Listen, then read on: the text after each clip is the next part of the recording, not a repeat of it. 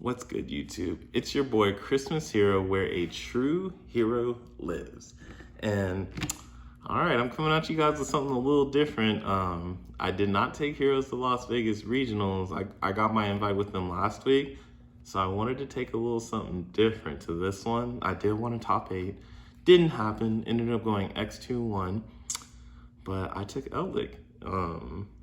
Like I said, Skill Drain is one of my favorite cards. That's the deck I started off with, a Skill Drain Barbaros deck. So I was just like, you know what? I want to give Eldlich a time to shine. Unfortunately, I didn't do it. It was definitely a skill issue. All the matches I lost were definitely winnable. It's just I didn't play the deck the best I could. So, and also some of my side deck choices could have been a lot better. But moving forward, I still wanted to give you guys this deck list. I know I haven't uploaded the local yet. I still need to get good at editing. With my career, with school, it's just been too much. But I figured I can do deck lists because as long as I don't mess up too much, I can still upload them. So here you guys go. I wanted to show you what I played for Las Vegas Regionals. We got 2 of the Golden Lord himself.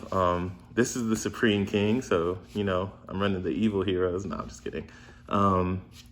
The only reason I'm not running 3 is because you don't want to see him going first. And I used to side the 3rd one, but I really needed the side deck space, so I didn't. And I felt like since Bishals were kind of falling off, I felt really comfortable playing only 2.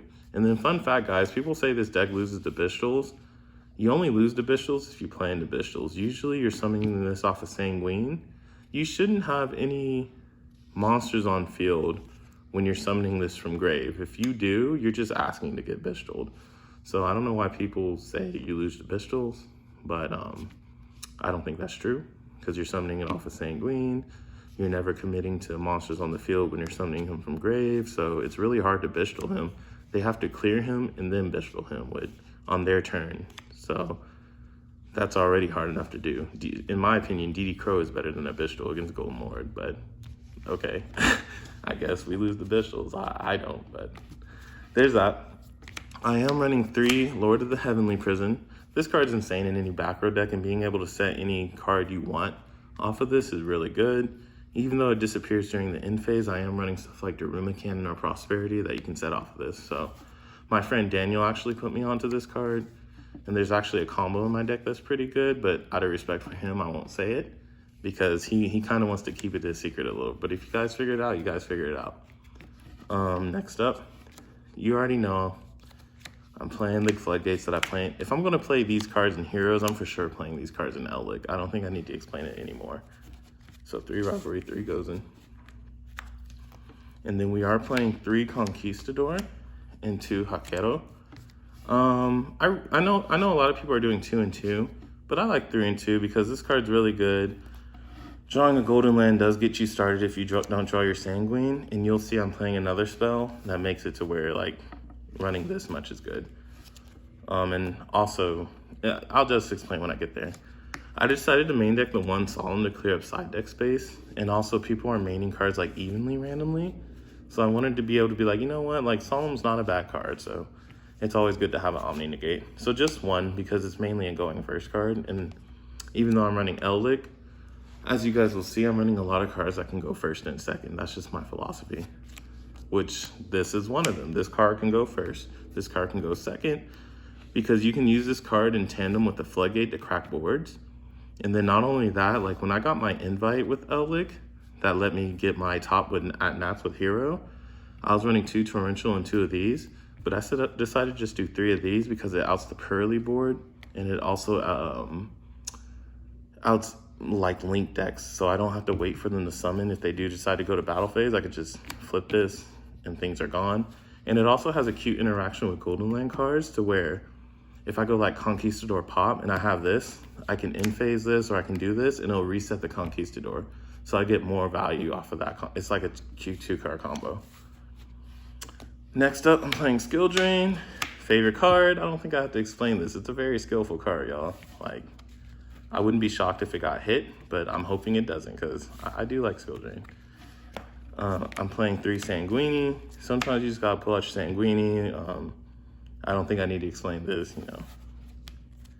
I am running 3 Solemn Strike because my friend Daniel put me onto this. Solemn Strike in a trap deck is really good because not only is it good going first, a cute interaction I had, people like to save the Ash Blossom for this. So if you open this Ash Blossom, this is always resolving because you can strike the Ash Blossom. But if you're going second, you can open this in tandem with any Floodgate or Daruma Cannon, and you're outing almost every board. So I feel like I made an Eldlich deck that can go first and second just because of card interactions like that. And I was really proud of it. Like I said, I was just misplaying on. You can tell I've been playing combo a lot lately because I was misplaying on grind mechanics. And it was very evident. I was misplaying almost every round. So I definitely didn't deserve the top 8, but that's okay. You know, sometimes we mess up, y'all. Golden Land Forever. I do play, where is it? Cursed Eldland, and I know a lot of Eldlich decks aren't playing these. I think it's a trap deck, y'all.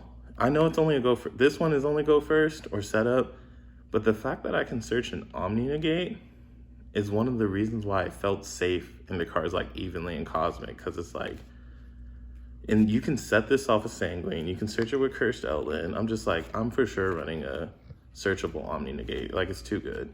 And this card is technically a +1 because not only do you get the search, when you send it off a Golden Lord, you get to dump something that gets your whole rotation started with the Golden Land cards.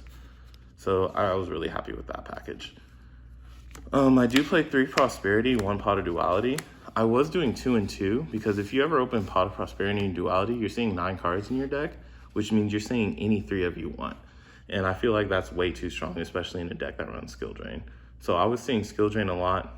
If you open these, you're seeing Skill Drain usually. And not only that, I did decide to go to 3-1 because I'm running Super Poly now. So I wanted to be able to Prosperity off of Super Poly and activate it, as opposed to if I Duality, I can't Super Poly that turn. So that's the only reason I decided to do 3-1 as opposed to 2 and 2 like I've been doing. And as you guys know, this card's really broken, this format. The only deck it's not too good against is Cash, but it's even live against them if they go Scareclaw Kashtira and then Fenrir, because they're both Earth. But I was really impressed with this card. I don't think I need to explain it too much. Last but not least, I did play the card of Demise. It's a back row deck, y'all. This deck was broken in my old Skill Drain deck, so I was like, I'm for sure playing this card in this deck. And like I said, people like to hold the Ash for Prosperity, or they hold it for Sanguini, and usually this is resolving. And when it resolves, you're drawing 3 in a trap deck. That's just too much usually at that point. Next up, I got the extra deck. So here's my Exceeds. I don't think I need to explain Pleiades. Pleiades is too good, especially since if you ever open up 2 Golden Land cards, you in-phase it and then make this, and then you make your Golden Land rotation live. And then we got the Cannon package. This is really good because you can burn for 2K and then go into a big 4,000. And then not only that, I do play the Zeus.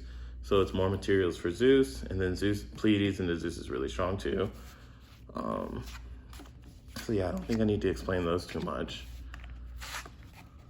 And then next up, I'm gonna go over all my fusion targets for Super Poly. I played this because, okay, it does randomly have application if I randomly play the mirror match, but mainly I played this because it facilitates random OTKs for playing Super Poly, because I can open this with a Golden Land card and it's game. Or if I go Sanguine and I already have a Golden Lord and then I have Super Poly, that's game 2 in an open board game state. And then not only that, his effect's pretty good. I believe he can't be destroyed by battle or card effects. So having a card like that while in a Floodgate deck is actually ridiculous. And it is big, it's 3,800. So yeah, if I'm playing Super Poly, I'm gonna play that. I did play the Dragonite Dracoid Quest. I wanted to respect Vanadium and Synchron. If you're gonna try to turn skip me, I'm just gonna hard punish that. So Super Poly is really good into that, against that deck, those decks. Dragon Link is still around. They run Bistles. This card destroys Dragon Link. So I definitely wanted a blowout card versus Dragon Link, and this is it, the Borreload Furious Dragon. I am playing Super Poly, so if I randomly play against Maransis or Mathmech, I wanted a Cyberse target. Don't feel like I need to explain that much. Just, you know, always make your Super Poly live. But the main targets that I felt like were really good this tournament, Starving Venom, Mud Dragon, Dragostapelia, and Garura. These 4 pretty much cover every deck. Like, you're covering Despia Chimera, you're covering everything else. And if you're running Super Poly, I feel like these 4 are kind of mandatory. If you had to cut one, you can cut this one or this one. But when I realized these 4 cover your bases with Super Poly, that's what really impressed me with Super Poly. So I really like that. And then next up, I did play Lina, I did play Unicorn. The whole idea was like, okay, if I'm playing against a light deck, I can line in the Unicorn, and Unicorn's good because I can discard and spend anything. And that's always randomly good in a grind game, so I wanted to play that tree. And also, he looks really cool, so that's why I played Unicorn as my Link 3. If you guys have better options, go ahead and say it in the comments below. But I really like this. And last but not least, I did play a card in my side deck that gains me access to this. This card's really good against the Cash and the Lab matchup because it's basically an untargetable. If you try to target it, it negates it and destroys the card. I did some of this against a Cash player, and it was just game after that. He couldn't get over it. And then Lab is the worst matchup for this deck because of Eradicator. So the card I cited helped me not playing the Eradicator as much, as well as giving me a win con. Moving forward, I probably won't side the card, but this card, when pulled off, is pretty good. I like it, and I had the extra deck space for it, so there we go. Matter of fact, I'll lead off with the card that goes into it. I did decide to play 3 Scapegoat. It gives me 4 monsters for this because you need 2+ Earth monsters, and it's a Link 4. And also, when people play Eldlich, they like to try to kill them. So this card helps you against OTKs.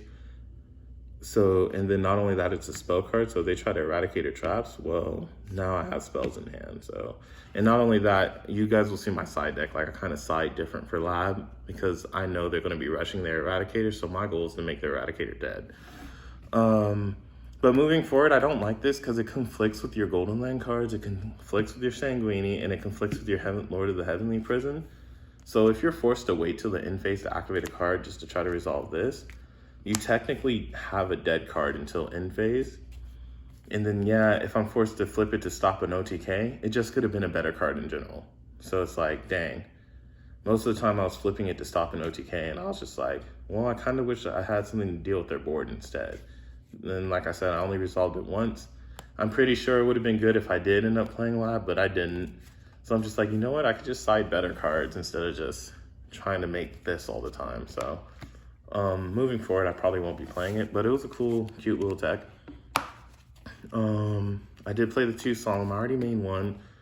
I don't think I need to explain an Omni Negate, so I sided the other 2. TC Boo. I don't think I need to explain this card too much. I can turn it off whenever I want with Golden Lord, and it slows the game down fast enough. It slows the game down slow enough against Dragon Link and Kashtira or any of those Cybers decks. Pretty good. Since I did play Lord of the Heavenly Prison, I did play one of these. And I also play Herald of the Abyss. This was 2 Herald of the Abyss at first, but I decided to just take out one and play the Imperial Iron Wall. Because being able to set this card against Kashtira is like really good, and also it counters evenly matched. So it's like I'm playing 4 of it since I'm playing Lord of the Heavenly Prison. So I was really, and of course, Arise Heart out. So I was really happy with that. So against Lab, like I said, I'm siding out most of my, like 30 to 40% of my traps to side in 6. And part of that is Ash Blossom. Instead of Scapegoat, I used to do Ghost Bell. But my game plan against Lab is just to like play with my pot cards, play with my Heavenly, and play with 6 more non-trap cards. That way I don't just get blown out by Eradicator. And when I played Lab to get my invite, that's what I was doing. I was playing hand trap control, and he did Eradicated me, and I did end up winning that game because I sided out the traps that are dead against them, and they're not Eradicatoring me for like 4. So I sided the Ash Blossom. Also, Ash Blossom's just good. It's a pretty generic hand trap. Is good.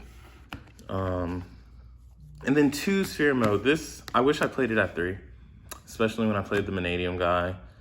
You want to see this card. It's a level 10. Sphere Mode's good. You guys saw it in my hero deck list.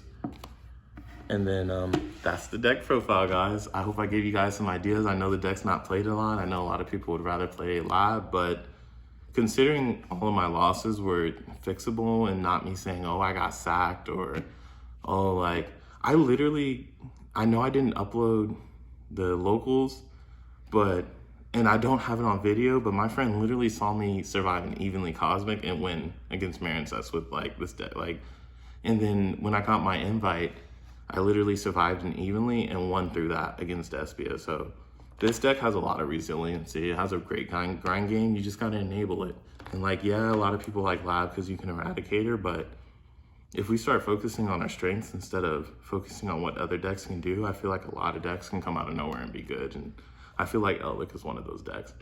But yeah, that's that, guys. Let me know if your ideas about Eldlich or any other better cards. I'm always open to them.